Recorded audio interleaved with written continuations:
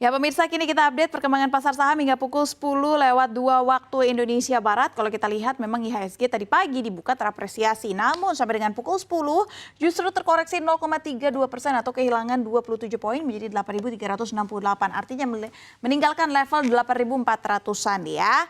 Dan kini kita akan lihat secara sektoral, tapi sebelum sektoral, pemirsa kita akan membahas terkait sejumlah sentimen yang menjadi sorotan pada pasar keuangan hari ini. Yang pertama adalah defisit APBN. Sentimen pertama ini datang dari laporan APBN kita yang menunjukkan posisi fiskal pada awal 2026. Menteri Keuangan Purbaya Sadewa mengumumkan defisit anggaran pendapatan dan belanja negara sebesar 54,6 triliun rupiah atau setara dengan 0,21% dari PDB. Defisit ini meningkat dari periode yang sama di tahun sebelumnya. Namun Purbaya mengklaim angka ini masih sangat terkendali dan masih dalam koridor desain APBN 2026. Belanja negara tercatat 227,3 triliun rupiah atau 5,9% dari pagu APBN, sedangkan pendapatan mencapai 172,7 triliun rupiah dengan penerimaan pajak pada Januari yang tumbuh sebesar 30,7% dibandingkan dengan tahun lalu. Artinya ada perbaikan ekonomi dan perbaikan dari efisiensi pajak. Purbaya pun berharap ini dapat berlanjut pada bulan-bulan berikutnya. Lalu sentimen berikutnya masih datang dari rilis Bank Indonesia yang menunjukkan likuiditas perekonomian yang masih bertambah. BI mencatat uang beredar dalam arti luas atau M2 di bulan Januari 2026 mencapai 10.117,8 triliun rupiah yang artinya tumbuh 10% secara tahunan. Angka ini tumbuh lebih cepat dibandingkan dengan Desember 2025 yang sebesar 9,6%.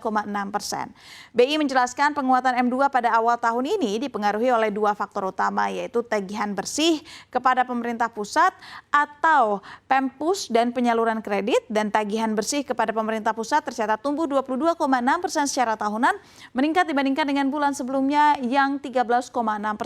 Sementara penyaluran kredit pada Januari 2026 tumbuh 10,2% secara tahunan menjadi 8.416,4 triliun rupiah.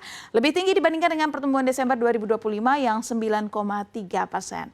Dari sisi dana pihak ketiga, BI mencatat penghimpunan DPK pada Januari 2026 sebesar 9.489,2 triliun rupiah atau tumbuh 10,8% secara tahunan, sedikit lebih tinggi dibandingkan dengan bulan sebelumnya yang 10,5%. Kenaikan uang beredar menunjukkan likuiditas perekonomian bertambah sehingga ketersediaan dana di sistem keuangan makin besar untuk bisa mendukung transaksi dan aktivitas ekonomi. Dan sentimen lain pemirsa, Presiden Amerika Serikat Donald Trump mengancam akan memberlakukan tarif lebih tinggi terhadap negara-negara yang bermain-main dengan kesepakatan dagang terbaru. Pasca Mahkamah Agung pekan lalu memblokir banyak tarif global luas yang sebelumnya diberlakukan.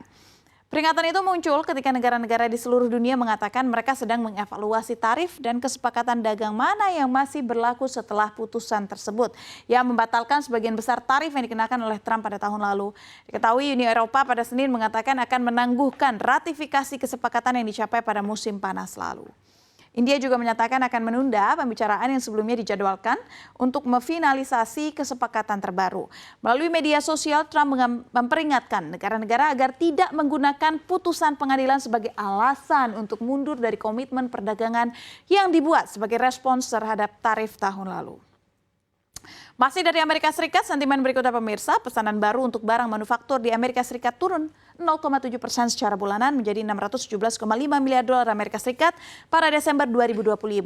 Menurut data terbaru, penurunan ini terjadi setelah bulan sebelumnya mencatatkan level tertinggi dalam 6 bulan di 621,9 miliar dolar AS.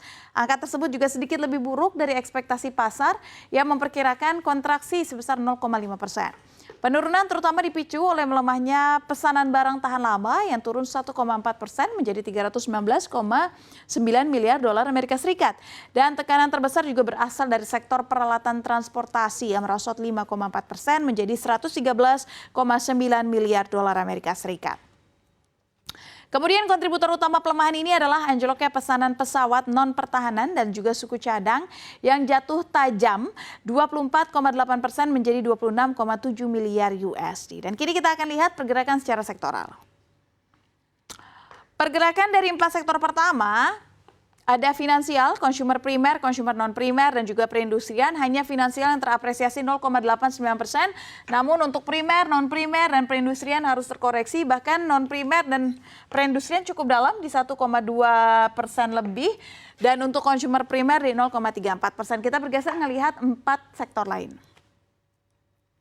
Hanya bahan baku yang terapresiasi 0,35%, namun untuk energi bahkan koreksinya cukup dalam, lebih dari 1,4%, diikuti oleh infrastruktur di 0,58% dan properti di 0,61%. Kita lihat 3 sektor terakhir.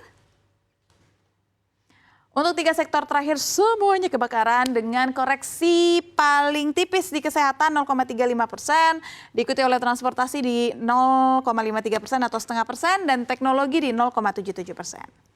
Dan kini kita akan lihat juga bagaimana pergerakan rupiah.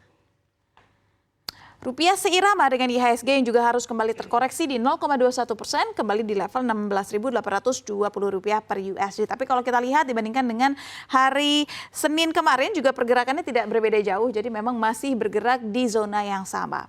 Kita lihat pergerakan rupiah terhadap mata uang asing lainnya. Juga sama dalam tren pelemahan terhadap Singapura dolar turun 0,18% menjadi 13.273 per 1 Singapura dolar. Terhadap yen Jepang terkoreksi 0,05% menjadi 108 per 1 yen Jepang dan terhadap euro terkoreksi 0,20% menjadi 19.819 per 1 euro.